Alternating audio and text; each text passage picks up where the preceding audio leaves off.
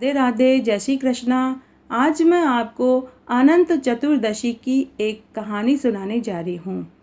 कहानी सुनने से पहले अगर अभी तक आपने मेरे चैनल को सब्सक्राइब नहीं किया है तो कृपया मेरे चैनल को सब्सक्राइब करें, साथ में बेल जरूर प्रेस करें ताकि मेरे आगे आने वाले वीडियो की नोटिफिकेशन आपको सबसे पहले मिले। और अगर कहानी अच्छी लगे तो कमेंट बॉक्स में जय हो अनंत देव भगवान की जरूर लिखें। कहानी इस प्रकार है।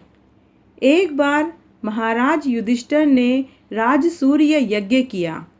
यज्ञ मंडप इतना सुंदर था कि जमीन और जल का मालूम ही नहीं चलता था। सभी आश्चर्यचकित थे। सब जल व थल में कोई अंतर मालूम नहीं कर पा रहे थे।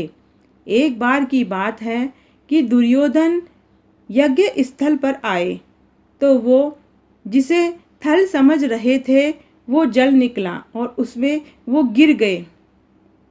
द्रौपदी को बहुत हंसी आती है। वो बोली, अंधे की संतान अंधी। इस बात से दुर्योधन बहुत दुखी होता है और वो इसका बदला लेने की मन ही मन सोचता रहता है। तब उसे एक उपाय सूझा। उसने द्रुत क्रीड़ा का आयोजन करवाया जिसमें उस द्रुत क्रीड़ा में पांडव हार जाते हैं और प्रतिज्ञा अनुसार उन्हें 12 साल वनवास होता है। वन में पांडवों को अनेक कष्टों का सामना करना पड़ता है। तब एक बार श्री कृष्ण पांडवों से मिलने आते हैं और दुखों का निवारण का उपाय पूछते हैं। तब भगवान श्री कृष्ण उन्हें अनंत चतुर्दशी व्रत की सलाह देते हैं कि इस व्रत को करने से तुम अपना खोया हुआ राज्य वापस पालोगे और तुम्हारा मान सम्मान भी लौट आएगा। तब श्री कृष्ण भगवान ने इस व्रत को किस किस ने किया वो एक कथा सुनाई। प्राचीन काल में सुमंत नाम का एक ब्राह्मण था। उसकी पत्नी का नाम दीक्षा व लड़की का नाम सुशीला था। सुशीला जब थोड़ी बड़ी हुई तो उसकी माँ दीक्षा का देहांत हो गया।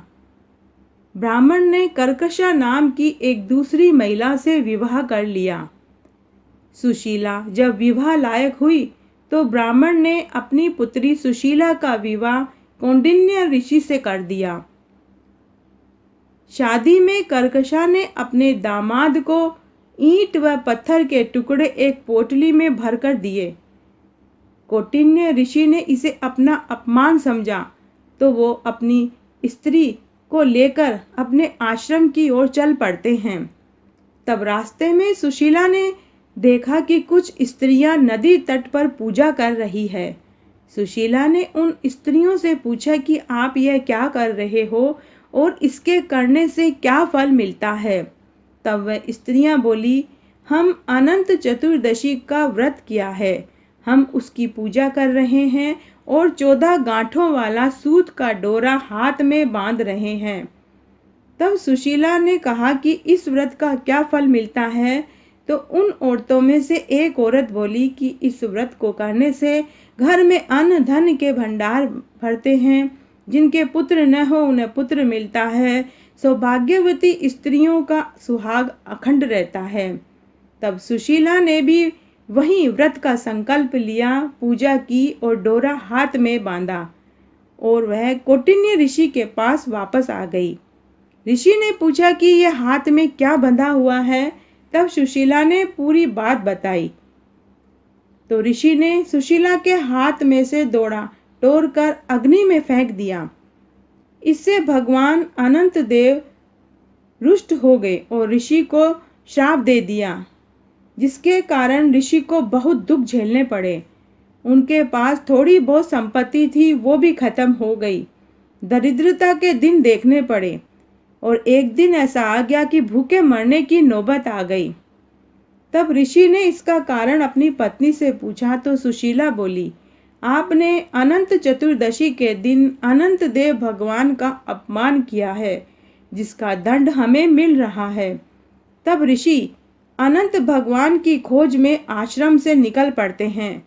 भटकते भटकते भूख प्यास से बेहाल होकर जमीन पर गिर पड़ते हैं। तभी अनंत देव भगवान वहां प्रकट होते हैं। और वो बोले, अरे ऋषि, तुमने मेरा अपमान किया, जिसकी तुम्हें ये सज़ा मिल रही है।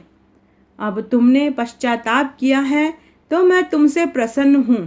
तुम घर जाओ और विधि पूर्वक अनंत चतुर्दशी का व्रत करो। 14 वर्ष व्रत करने से तुम्हारे सभी दुख दूर हो जाएंगे और इस जीवन का सुख भोग कर बैकुंठ को जाओगे। श्री कृष्ण की आज्ञा से युधिष्ठिर ने भी अनंत चतुर्दशी का व्रत किया, जिसके प्रभाव से महाभारत के युद्ध में विजय मिली और चिरकाल तक राज्य करते रहे। तो आज मैंने आपको अनंत चतुर्दशी की एक पौराणिक कहानी सुनाई। अगर आपको ये पसंद आती है तो अपने दोस्तों और रिश्तेदारों में ज़्यादा से ज़्यादा शेयर करें। धन्यवाद।